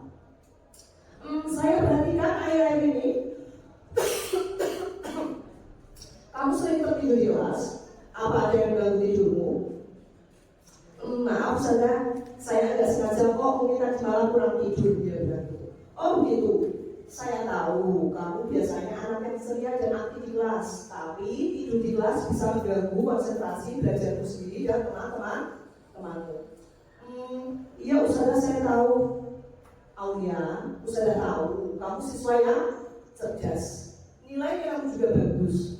Tapi kalau kamu seperti ini, prestasi belajarmu bisa berpengaruh. Saya nggak mau senang, saya ingin nilainya terbagus. Saya percaya kamu bisa. Tapi untuk bisa belajar dengan baik, kamu perlu istirahat yang cukup. Teman-teman bilang kamu sering belajar, apakah itu benar? Ya sudah, kadang-kadang saya suka ngobrol sama teman saya sampai malam dia bilang gitu. Ya Aulia, berteman itu penting, tapi jangan sampai mengorbankan waktu istirahatmu. Tubuh kita butuh istirahat untuk berfungsi dengan baik. Kalau kamu terus belajar, tubuhmu akan lelah dan kamu akan sulit berkonsentrasi. Saya tahu sudah, tapi susah untuk berhenti. Baik, nilai keyakinan kelas apa yang kamu jalankan, yang tidak kamu jalankan? Nilai kedisiplinan usaha dan menghargai orang lain. Nah, saya mengerti Aulia, tapi coba pikirkan apa yang lebih penting, bermain hingga larut malam atau mendapat nilai yang bagus dalam saat paling cerah. Tentu saja nilai yang bagus saudara. Nah, kalau begitu kita harus mencari solusi agar kamu bisa tetap berteman dengan sahabatmu, tapi juga bisa mendapatkan istirahat yang cukup. Bagaimana kalau kita buat kesepakatan? Misal kamu boleh bermain dengan sahabatmu sampai jam tertentu, setelah itu harus fokus belajar dan tidur. Boleh saja, saya akan coba. Oke, selain itu apa solusi yang bisa kamu berikan? Selain itu saya bisa mencoba teknik relaksasi sebelum tidur saja, seperti baca buku dan dengar musik. Oke, saya percaya kamu bisa melakukannya Aulia. Kamu anak yang kuat, cerdas. Ingat, kesehatan itu penting. Kalau tubuhmu sehat, pikiranmu juga akan sehat dan kamu bisa belajar dengan lebih efektif. Terima kasih saudara, saya akan berusaha. Nah, seperti ini praktiknya. Jadi posisinya seperti teman, tidak menghukum.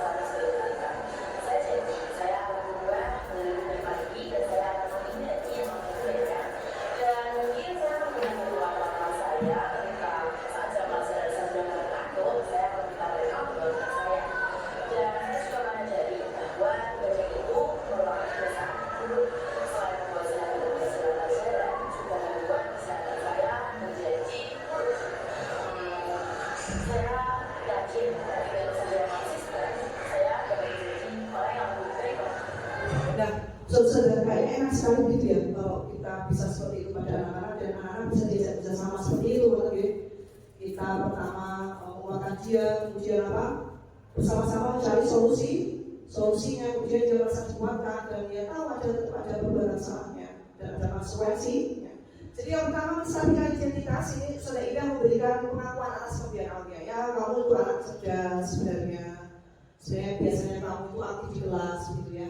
Kemudian selanjutnya validasi tindakan salah. Saya tahu bahwa perbuatan salah itu manusiawi, tapi semua ada konsekuensinya, ada dampaknya. Kalau kamu tidur di kelas ya dampaknya prestasimu menurun. Kemudian keyakinan apa yang kamu melanggar, menaikkan keyakinan di lahir. Ini usaha kedisiplinan sama menghargai orang lain. Jadi dia paham ternyata dia ada yang sudah dilanggar, maka kita harus kasih tahu. Kalau kita tanya kamu sudah melanggar apa keyakinannya, itu. Kemudian alasannya apa toh beda? Ternyata sampai larut malam beda. Kemudian memberikan solusi, tidak hanya solusi dari kita, tapi dia juga sudah kita tanya kamu ingin seperti apa solusinya. Jadi jadi kan ada hubungannya ya. Kalau ketiduran di kelas berarti ya solusinya tidak begadang, dan supaya tidak begadang apa yang bisa dilakukan supaya bisa tidur awal? Ya membaca buku dulu atau mendengarkan musik yang relaksasi, ada hubungannya ya. Jadi apa yang dilakukan sama tindakannya nanti ada hubungan. Tidak seperti tadi, tidak bawa buku, tidak bawa sepatu, tapi disuruh lari ke lapangan sekolah. Ada hubungan dokter? Tidak ada, beginilah. Ya, tapi kadang-kadang ada pertanyaan. Lah terus untuk tindakan kriminal gimana? Coba sekarang tak tanyain. Apakah cocok kalau menggunakan ini? Nah, coba. Apa semua harus menggunakan segitiga diskusi? Contohnya ada pembelian yang berujung pada perkelahian anak sehingga membuat anak salah satunya mungkin ada yang terluka dan sebagainya. Apakah perlu atau bisa diterapkan ini? Coba silakan siapa harus dari dia coba.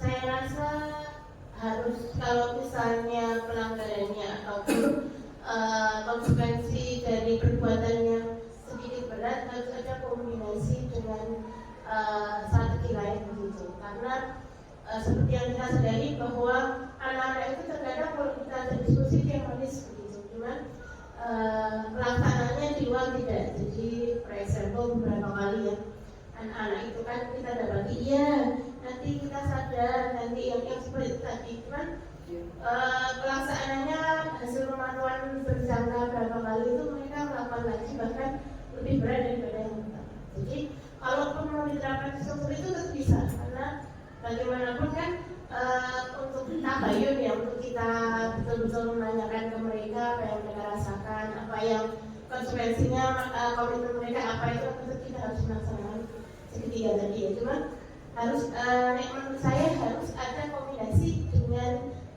yang lain gitu, karena melihat pelanggaran itu. Ya, baik. Ada tambahan suasana? Boleh? Nah, jadi ya, Ustaz dari tadi membenarkan. Ya, itu juga masih perlu tabayun kalau bahasa kita di pondok kita ya. Tabayun itu apa Ustaz Wida? Tabayun itu istilahnya ngaroke ya. Ngaroke atau apa ya? Konfirmasi kalau bahasa kita sekarang itu tabayun. Kayaknya ada memang ada proses tabayun ya, benar. Tapi memang kalau saya ketika mengikuti elaborasi pemahaman ini dengan instruktur nasional, bahwa miskonsepsi bahwa segitiga institusi harus dilakukan untuk semua kasus itu tidak benar. Jadi untuk kriminalitas, misalnya pembulian yang sampai menganiaya teman itu juga bisa masuk ke polisi, itu pun bisa. Harus masuk ke polisi kan, kalau itu ranahnya udah beda lagi. Udah di BPD udah nggak bisa, karena masuknya ke fisik gitu ya. Jadi ini bisa dilakukan untuk hal yang mungkin kesalahannya tidak begitu fatal. Jadi ya kesalahannya kita lewati sendiri aja, yang mencopet, kenapa tidak membawa buku sesuai jadwal dan sebagainya. Tapi kalau sudah masuk ke kekerasan, beda lagi gitu ya. Tapi ini juga masih bisa tetap diterapkan dengan proses tabayun biasa dari proses tabayun belum bisa, segitiga itu juga bisa. Ya ada step yang lain yang lebih tinggi gitu ya. Ya baik, itu kita sudah sering yang melakukan tabayun sebelumnya biasa dari dan sosialnya kayak tabayun di pondok pesantren ini sangat dijunjung tinggi. Ya, jadi kalau saya sendiri saya harus banyak berdiskusi dengan rekan-rekan saudara di sini tentang penerapan ini ya, sekitar diskusi karena amanah kita sangat tinggi, sangat banyak sekali apalagi kita modelnya adalah model kekhasan ya. Kita pondok pesantren yang berbeda dengan sekolah lain ya, yang permasalahannya lebih kompleks selain di sekolah juga ada di pondok pesantren gitu kan ya. Jadi harus saling berkolaborasi. Dan harapan ke depan mungkin kita bisa saling bekerjasama ya, antara kita semuanya saling berkolaborasi, saling berkomunikasi. Sekarang sudah terjadi ya dengan Ustazah Maya, Ustazah siapa? Ulfa dan teman-teman muslimah, kalau ada permasalahan anak kita punya grup WA, saling berkoordinasi ya, bagaimana cara menanganinya sudah terjadi. Kemudian kita semuanya sudah menanamkan budaya positif seperti anak-anak yang anak masih itu ya, masih kalau sholat zuhur dulunya pertama coba dulu dipaksa, tapi lama-lama sekarang ternyata anak lama-lama tertib sendiri ya, sudah menjadi budaya positif mereka, sudah menjadi keyakinan bahwa memang ini kewajiban saya, kedisiplinan itu harus ditegakkan. Alhamdulillah ya, kita sudah lihat perubahannya kan dari tahun lalu dan tahun sekarang anak sudah coba sudah menjadi kebiasaan. Kemudian kita juga sebaiknya aktif berkomunikasi dengan orang tua ya, supaya budaya ini sudah tidak terjadi di sekolah, tapi di rumah juga menjadi kebiasaan ya. Berarti semua kalangan harus diikut sertakan. Coba sekarang mari kita akan melakukan refleksi. Silakan dibaca perasaan saat ini apa setelah mengikuti pembahasan apa, tapi apa. Silakan nanti saya akan meminta ajaran semua untuk melakukan refleksi. Silakan dibaca dulu. Oke, saya ingin coba Ustaz Priyo, silakan memberikan refleksi pada pembahasan hari ini. Refleksi yang saya rasakan pada pertemuan ini mungkin tadi ada beberapa pembahasan yang mungkin dari saya itu sangat menarik sekali, seperti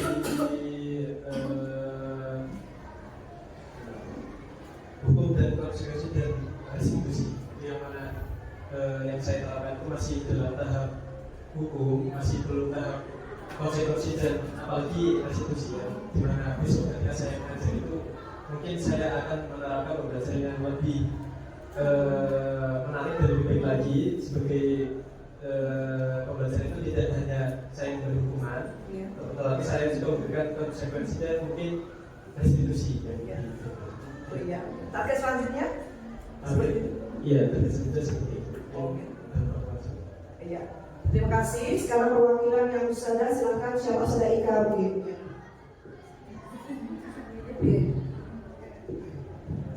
Baik, pada saat ini selama pelatihan untuk Ustazah Indra, di mana titik tekan saya menjadi lebih paham lagi di mana sebagai seorang guru, sebagai seorang pengajar, di mana posisi kontrol kita itu yang paling tepat diterapkan pada anak itu adalah sebagai manajer.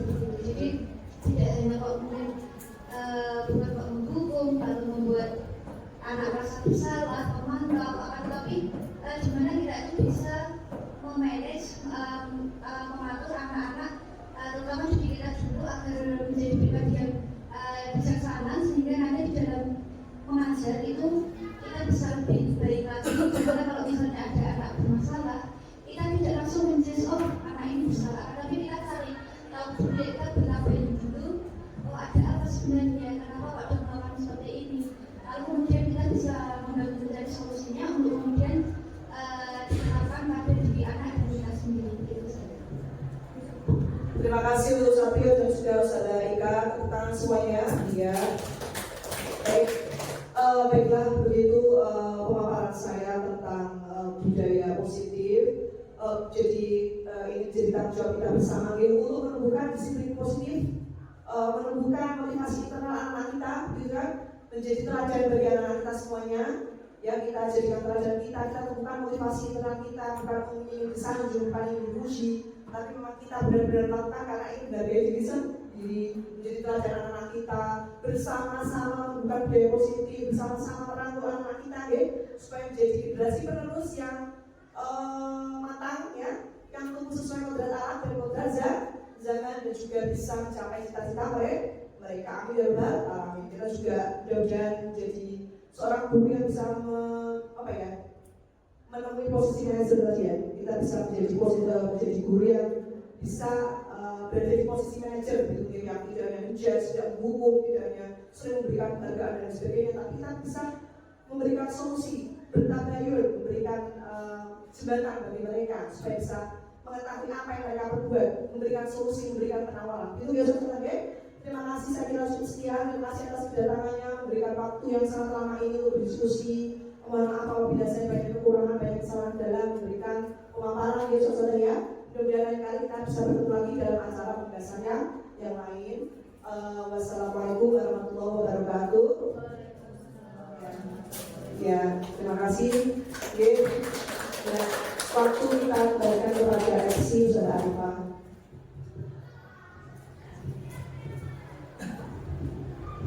Jazakallahu khairan. Terima kasih Ustaz Indah telah memaparkan definisi budaya positif sekolah. Pada hari ini kita telah memperoleh wawasan dan keilmuan tentang konsep disiplin positif, kemudian keyakinan kelas, pengembangan kebutuhan dasar manusia, juga tentang restitusi dan positif kontrol. Nah, pada kegiatan ini kita juga telah memperoleh hal yang menarik, yaitu salah satunya mengutamakan tindakan restitusi ketika kita dihadapkan pada permasalahan dengan siswa. Kemudian dari posisi kontrol, baiknya kita sebagai pengajar atau guru lebih baik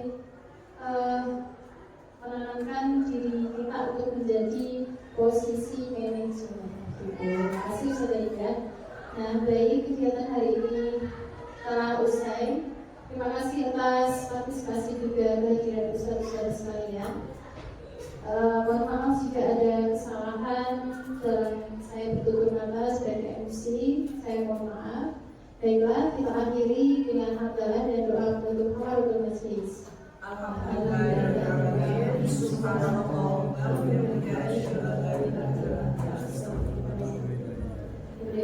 Assalamualaikum warahmatullahi wabarakatuh.